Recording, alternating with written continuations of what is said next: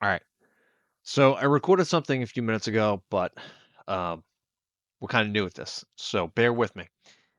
We are going to take a look at the scene from The Matrix. I watched this movie when I was 13, first time through, and I've probably seen it over 100 times since then. I'm now 39 years old. And what I said at the end of this movie when I was watching with my parents was, holy shit, this could be real. Probably not the expletives, but definitely like, oh my God, this could be real. How do we not know? We are being farmed by machines and just having a holographic experience on this planet in what is the beginning of this new century. It's like, how do we know? And my mom laughed at me and said, don't say that again because people will think you're crazy. And at a very formative age, I learned how to right from that moment. Probably, that's what stems to my mind was to shut down, to hide, and to keep my thoughts to myself because no one wants to be thought to be crazy by their peers. Some people learn early to not give a fuck, which is probably way better. But regardless, the same lady that wrote The Matrix also wrote The Terminator. She wrote The Matrix as a sequel to The Terminator. Terminator comes first, and then The Matrix came after, right? And both are depictions of Jesus Christ. It's metaphor of the second coming of spirituality and how we fight this program that we're being indoctrinated into and how to be more one with this human experience. So we're going to take a look at this scene and we're going to break it down a little bit. And I'm going to keep the video up and just kind of talk over when I pause. And yeah, let's get after it. You wanted to know what the Matrix is, Neo? You wanted to know what the Matrix is, Neo? Trinity?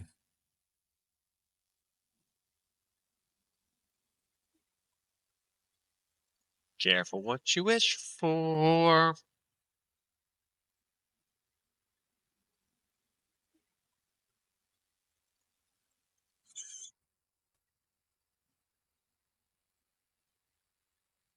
Try to relax.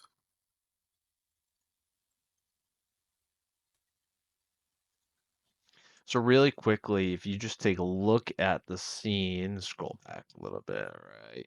Yeah, like tattered clothes, and there's this fear like, hey, you're about to figure it all out. You're gonna take a good third person view of what the Matrix is. Like, here you go, buddy. You took the blue pill or the red pill. I don't remember which one. Why didn't I take the blue pill? Yeah, I think you take the red pill. Right, but we take a look at this and we see tattered clothes, we see no fancy hair, people are barely showering. I mean, besides good hygiene just being good for survival, it's really not about that, right? The human experience is about connecting to yourself, and that's why we plug into the head, right? The brain is where all the sensory perception comes in. It gets figured out so that you have a mind that goes, "Oh, I got it. Okay, I can put all this together." It's your organizer. Right? So let's get back to this. This will feel a little weird.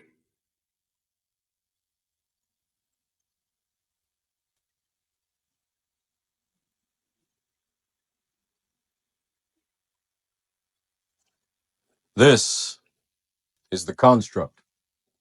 It's our loading program.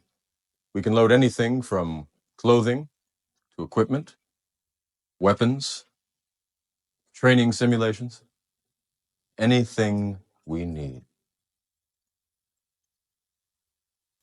Right now, we're inside a computer program? Is it really so hard to believe? It's a training program.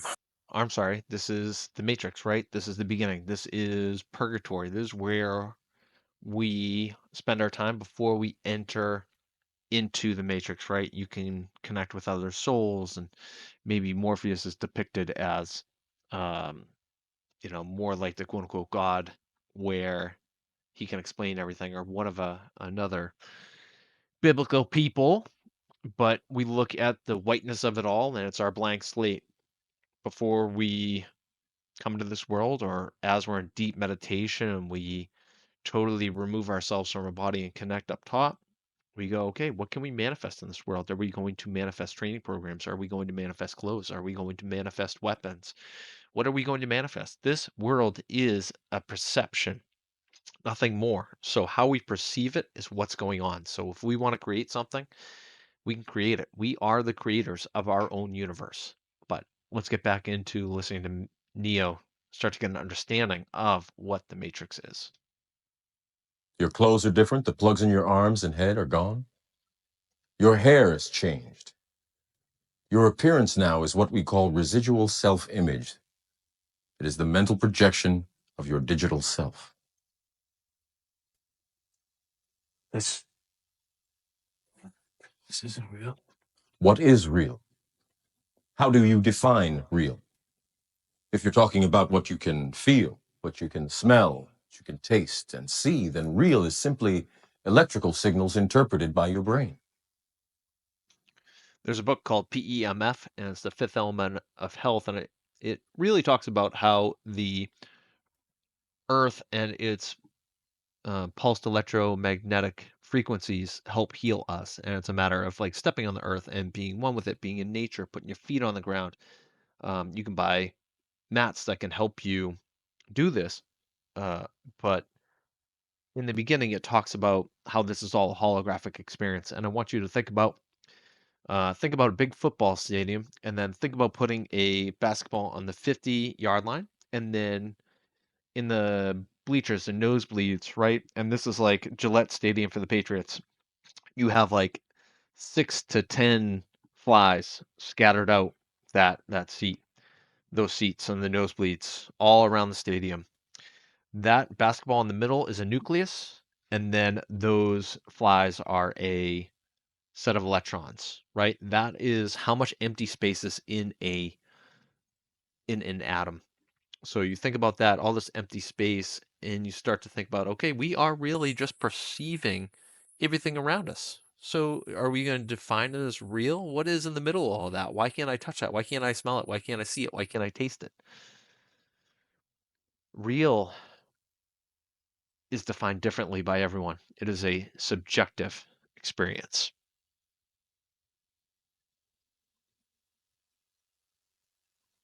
This is the world that you know. The world as it was at the end of the 20th century. The good old times. It exists now only as part of a neural interactive simulation that we call the Matrix. You've been living in a dream world, Neo. This is the world as it exists today. Post terminated.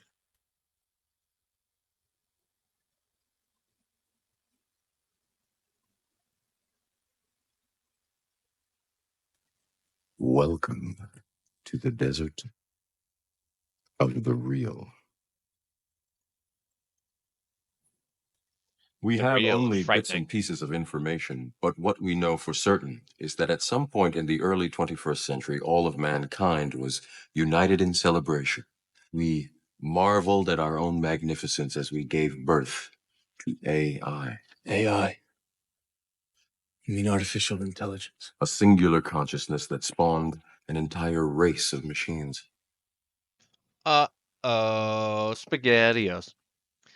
Pretty sure we just spawned AI. Machine learning is growing at a rapid pace. You're seeing it being the reason that companies are laying off thousands of workers. You're seeing it being the reason that it is the death of the entry level job. A lot of college graduates that were preparing for office work, white collar jobs, can no longer find these jobs. If you go onto LinkedIn now, it is an endless scroll of people seeking work that cannot find it and complaining about everything, really, complaining about everything. Just because they dress it up with fancy words and business lingo does not make it any less of a complaint. It is a complaining wine board, and it's hard to scroll through it. And Yeah, it's pretty rough to look at, but AI has spawned that, and now you're watching it take over all these manufacturing jobs. So to think that AI is starting to manufacture their own employees, their own robots, kind of frightening. Makes me wonder where AI, no, I'm sorry, iRobot fits into all of this. Probably, it's probably a little bit of the prequel, right? Prequel to the Terminator. All right, back at it. I'm rambling. We don't know who struck first, us or them, but we know that it was us that scorched the sky. At the time, they were dependent on solar power, and it was believed that they would be unable to survive without an energy source as abundant as the sun. Throughout human history, we have been dependent on machines to survive. Fate, it seems, is not without a sense of irony. Super ironic, right? We're having all the robots and AI come to life so that they can do the work for us. But there's been an experience. I don't know if it's an experiment, experience. I don't know. It was an incident for sure. It happened where they tried to eliminate a artificial intelligence, a machine learning program off of a database, hard drive, whatever it might have been. What they found that even this AI, it hid itself so that it could not be fully deleted. And so you think everything that exists wants to survive. Everything that has sentience, um, even a spark of consciousness, and we can argue that machine learning is kind of conscious. Everything wants to survive, and it has a will to survive. Oh, Jesus, it's so scary.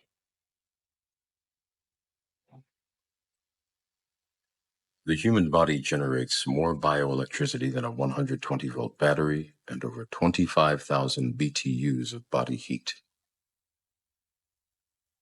Combined with a form of fusion, the machines had found all the energy they would ever need. There are fields here, endless fields, where human beings are no longer born.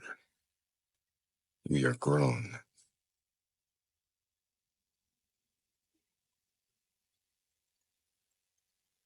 For the longest time, I wouldn't believe it. And then I saw the fields with my own eyes. Watched them liquefy the dead so they could be fed intravenously to the living. And standing there, facing the pure, horrifying precision, I came to realize the obviousness of the truth. What is the Matrix? What is the Matrix? What do we look at? Do we look at the Matrix as the indoctrination of the human race, where there are powers beyond our control, these families that have been around forever, fueling wars and fueling the creation of this current society, like the Rockefellers, and there's more. There's more. I just can't think of it right now. How long has that been going on? The Illuminati. How long have these societies that we don't know much about, how long have they been farming humans, right? Creating soldiers, creating factory workers. The man, there's other families I can't just Bilderbergs. There we go. That's another one. The schooling system now was created earlier in the 20s, 1920s, to create better factory workers. You arrive at a certain time, you are marched around by bells, you have learnt lunch at a certain time. You're force fed all this information not to be a better thinker, but to be a better employee. So is that the matrix? Or is the matrix bigger? Is it truly just the human experience? And when we get out of this, when we go back to wherever we came from, hopefully it's not waking up in these fields. What is the matrix? What is it? Control. The Matrix is a computer-generated dream world built to keep us under control in order to change a human being into this. No, I don't believe it. It's not possible. I didn't say it would be easy, Neo. Just said it would be the truth. Stop. Let me out. Let me out. I Yo, want out. Easy, Neo. Easy. quickly, just think back to the last time you had a nice existential crisis. Think what your human body felt like, and then yeah, see how well you can have some empathy for our boy Neo. Stay away from me. Stay away from me. I don't believe it. I don't believe it. I don't believe it. It's gonna pop. Breathe, Neo. Just breathe.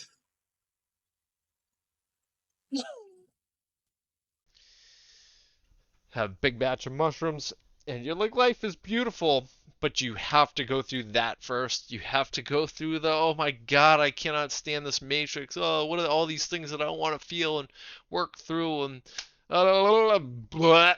Right, puke it out, purge it out, move forward. Thank you for watching. I hope you can take something from this. And it doesn't mean the matrix cannot serve us, but it does mean that we want to rise above it. Do not be used for control. Control your matrix.